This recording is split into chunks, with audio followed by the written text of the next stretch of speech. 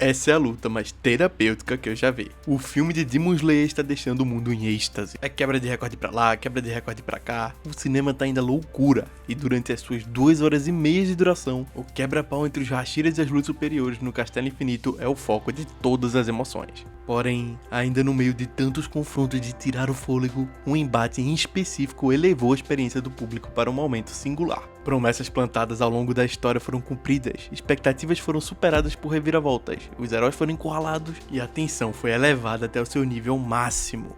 A luta entre Tanjiro, Tomioka e Akaza nos mostrou o poder dramático de um verdadeiro clímax.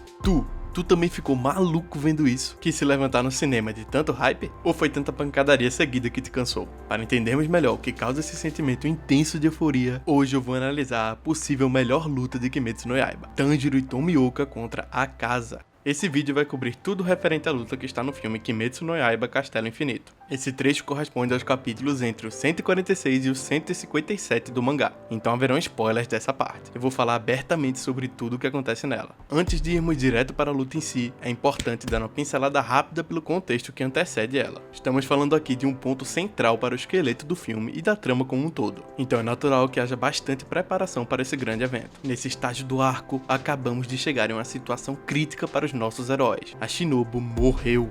Eu avisei que ia ter spoilers, cara. A primeira morte da batalha foi para o lado dos mocinhos e foi logo um Hashira de peso. Além disso, o Zenitsu ficou fora de combate e a Tamayo está passando por complicações para conter o Muzan dentro daquela gororoba gigante. Estamos em uma corrida contra o tempo, onde os números não estão do nosso lado. Assim como fez até aqui, o Tanjiro tem a chance de inspirar os seus companheiros mais uma vez. Se ele vencer, ele mudará a atmosfera da guerra ao seu favor, contagiando as demais lutas com a sua energia. Quase no grande evento, no capítulo 146, temos uma preparação para o caos eminente, quando Yushiro fala que algo está se aproximando após um breve momento de calmaria. Estávamos com um senso de segurança perto dele, pois ele havia acabado de salvar o Zenitsu, mas de repente, até ele se assusta com algo perigoso. É então que temos a chegada avassaladora do Akaza, caindo bem de frente com o Tanjiro após uma virada de página absurdamente impactante. Temos falas que remetem à luta passada contra o Rengoku, reforçando o valor temático desse embate. E então temos um gancho para o combate que logo em breve se iniciará. A porrada está logo ali.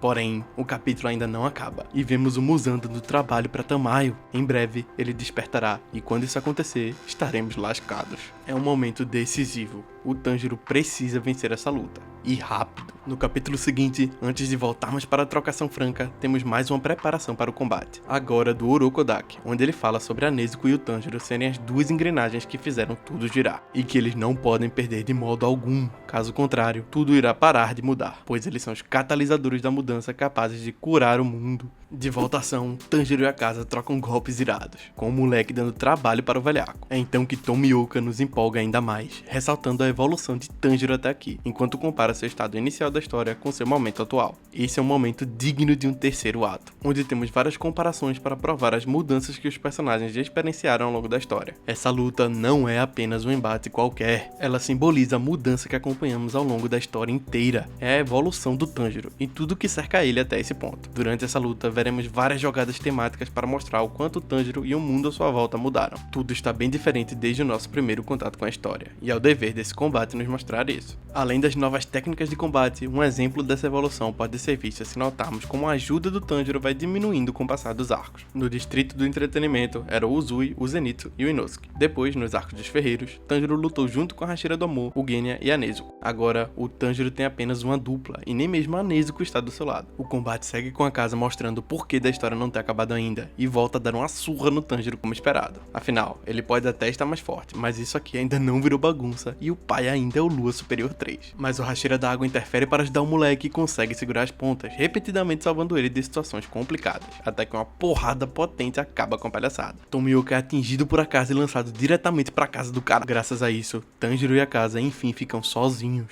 Nesse momento cara a cara, o ideal dos dois é colocado em um contraste direto. Akaza, como desgraça desgraçado que é, acerta bem na ferida de Tanjiro, mencionando como ele ter matado Rengoku foi bom, pois não haveria mais como ele se fortalecer nesse mundo, reforçando sua crença distorcida de acreditar que os mais fracos não têm vez, e devem ser apenas eliminados pelo bem de um ciclo maior. Depois de ferver de raiva com as atrocidades ditas, Tanjiro rebate a fala burra do vilão, ao enfatizar como os fortes devem proteger os fracos, para que então eles fiquem fortes e possam proteger os outros necessitados. Isso é uma manifestação de sua crença principal sobre as pessoas terem a segunda chance. Ele acredita que sempre tem algo bom por trás de uma situação, por pior que ela possa parecer. Vimos isso sendo mostrado ao longo da história inteira, com ele acreditando que a Nezuko ainda tem cura mesmo sendo um demônio, com ele conseguindo simpatizar com o sofrimento de seus inimigos a cada luta, com ele basicamente herdando essa vingança pelo Rengoku, com ele acreditando na Tamayo, com ele fazendo o próprio Tomioka voltar ao campo de batalha, com sua simbologia sobre o nascer do sol e novos recomeços, e por aí vai. Nesta parte também temos uma promessa que aumenta ainda mais a necessidade de vitória do nosso herói, quando o irmão do Rengoku fala que escreveu uma carta para o Tanjiro, com informações cruciais sobre um confronto antigo com Muzan. Isso pode se tornar a chave para uma vitória futura, mas Tanjiro ainda não recebeu a carta, e só saberá dessas informações caso vença o inimigo e sobreviva para lê-las. Muito brabo, o Tanjiro chama a casa pro X1, e eles trocam golpes em uma representação física do seu embate interno. O protagonista tenta de tudo para ferir o adversário. Ele adapta uma nova técnica, usa seu ataque mais forte, mete cabeçada na cara do babaca, chuta ele, e tentativa após tentativa o Akaza simplesmente o supera com sua força bruta. Seu simples corpo saradão é o suficiente para encurralar o nosso herói e resistir a todos os seus ataques, por mais inventivos que sejam. Nada parece dar certo. Na hora perfeita para evitar uma catástrofe, o maior dos aguinhas volta para colocar ordem na situação, enfurecido após ter sido chutado para fora do mangá. Nesse momento, a volta do Tomioka serve para devolver o controle do confronto para os mocinhos, nos relembrando o que o Tanjiro fez ao longo da história, e como Hashira foi mudado por ele. É como um tapa na cara após um momento de crise, para que ele acorde de uma vez. Além do papel nostálgico, temos essa mudança expressa de maneira visual, pelo despertar da marca no Tomioka. Aqui o cinema desmaiou. É nesse instante que temos um ponto de aumento de percepção. O Hashira acalma Tanjiro e assume a responsabilidade do duelo, mas fica claro para nós que não é ele quem vai decidir esse embate. Ao invés disso, ele faz o nosso protagonista abalado perceber algo que nunca antes tinha sentido. Em histórias, quando o herói enfrenta a força antagonista em uma provação de vida ou morte, é comum haver um momento de clarividência, ou momento da verdade. E que bosta é essa? Após ficar à beira da morte e sobreviver ao seu domínio, ele enfim percebe algo que sempre esteve debaixo do seu nariz, mas ele não tinha o necessário para notar isso ainda. Essa experiência extrema o transformou, e depois disso, ele jamais será o mesmo. Enquanto vê o Hashira passando sufoco para o Brutamontes, Tanjiro tenta ajudar e parte para cima de Akaza. O vilão revida com um golpe letal, mas o moleque desvia no limite do limite. Esse trecho recebe um destaque nítido nas páginas, quando posteriormente recebemos a informação de que aquele golpe seria o suficiente para matá-lo. Com isso, Tanjiro literalmente escapa das garras da morte e revive simbolicamente uma nova versão de si mesmo, agora com sua percepção ampliada. O momento da verdade do protagonista vem com a lembrança do seu pai, a especialidade da casa de Kimetsu. Esse desenho gosta de um flashback na hora H. Durante o capítulo 151, Tanjiro lembra de uma velha lição que seu pai lhe ensinou sobre entrar em um mundo transparente, um estado de espírito onde ele basicamente consegue sentir tudo e ver o seu oponente para além do corpo dele, como se enxergasse por entre as suas mais genuínas intenções. Nesse estado de concentração absoluta, ele está transformado e pronto para enfrentar qualquer demônio, seja ele interno ou externo. E com todas as cartas na mesa, chegamos no maior pico de tensão da luta. Tanjiro e Akaza se enfrentam de igual para igual, com ambos sabendo as forças e fraquezas de seu adversário. É agora que o cinema vai à loucura. Leitores viram a página como se estivessem correndo a maratona, e tu grita na cal com teus amigos igual um lunático por um personagem 2D. Estamos falando aqui de uma catarse, aquela grande cena em que todas as emoções do público são condensadas para proporcionar uma liberação súbita de sentimentos. Em seu livro A Jornada do Escritor, Christopher Vlogger descreve a catarse como uma purgação ou vômito. A analogia vem da catarse desencadear um vômito de emoções no público, um expurgo dos venenos do cotidiano. Vlogger ainda complementa essa ideia ao acrescentar que a catarse é um momento de percepção máxima, onde as emoções do herói e do público ficam mais claras do que nunca. Gritos de raiva, choro, arrepios e gargalhadas são exemplos de gatilhos visualmente claros que também manifestam essa limpeza da catarse, por nos livrar de sentimentos ruins. Tanjiro berra para o Akaza que vai cortar a sua cabeça e parte pra cima com tudo. Tu grita, o Akaza grita, o Tomioka grita, o Corvo grita, teu amigo grita, tua mãe grita, teu cachorro grita, todo mundo fica maluco. E ele rasga o pescoço do desgraçado com a respiração da paulada, acabando com qualquer expectativa do inimigo de se defender. Enfim, podemos voltar a respirar.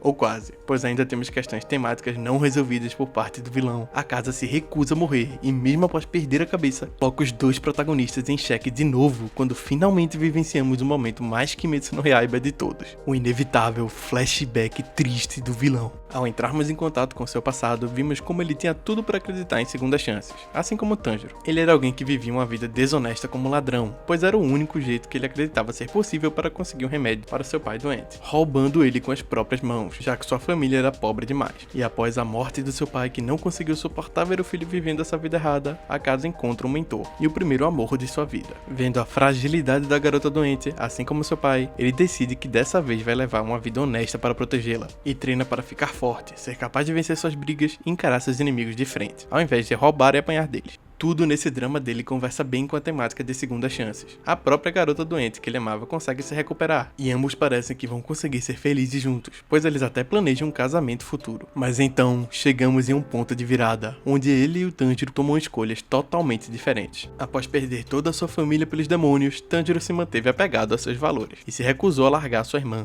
acreditando fortemente que ela ainda conseguiria se tornar humana novamente. Porém, no caso de Akaza, ele perdeu tudo uma segunda vez. Além de seu pai, que havia morrido anteriormente, ele também perdeu seu mentor e sua futura esposa. Ao contrário de Tanjiro, ele perdeu tudo para mãos humanas, e então decidiu se tornar um demônio, abandonando a crença que ele tinha anteriormente sobre viver uma vida honesta. Ele vai lá e esmurra até a morte cada membro do dojo, que havia envenenado as pessoas de quem ele gostava. Em uma cena brutal, onde cada soco aumenta um ano da classificação indicativa do filme, Akaza trilhou o caminho da tragédia e se desvirtuou de sua verdade interna, literalmente perdendo a memória do que um dia ele já havia acreditado. Apenas após ver o Tanjiro como um espelho para ele durante a luta, é que ele se lembra de sua antiga maneira de pensar e morre por mãos não externas ao próprio corpo. Esse é o jeito que eu encontrei de não falar a palavra proibida. A luta se encerra em um monólogo carregado de emoção, quando enfim podemos relaxar com a vitória definitiva. Após todo esse sufoco pelo qual passamos, com todos os estágios mencionados anteriormente, esse embate conseguiu unir várias técnicas poderosas para criar uma experiência única, digna de chocar o mundo afora. Uma verdadeira explosão de sentimentos. Se você gostou do vídeo, não se esqueça de deixar o like e se inscrever no canal. Eu adoro criar histórias e entendê-las cada vez mais através desses estudos. Essa análise não é uma verdade absoluta. Na verdade, encarei isso até como um teste para colocar conceitos em prática e me fazer pensar a respeito dos temas abordados. Então se sinta bem-vindo para incrementar essa discussão nos comentários. A escrita é complexa demais para avaliarmos com um único tipo de gabarito. Se eu conseguir prender a sua atenção até aqui, então basta virar a página e nos veremos no próximo capítulo. Até mais, caro leitor.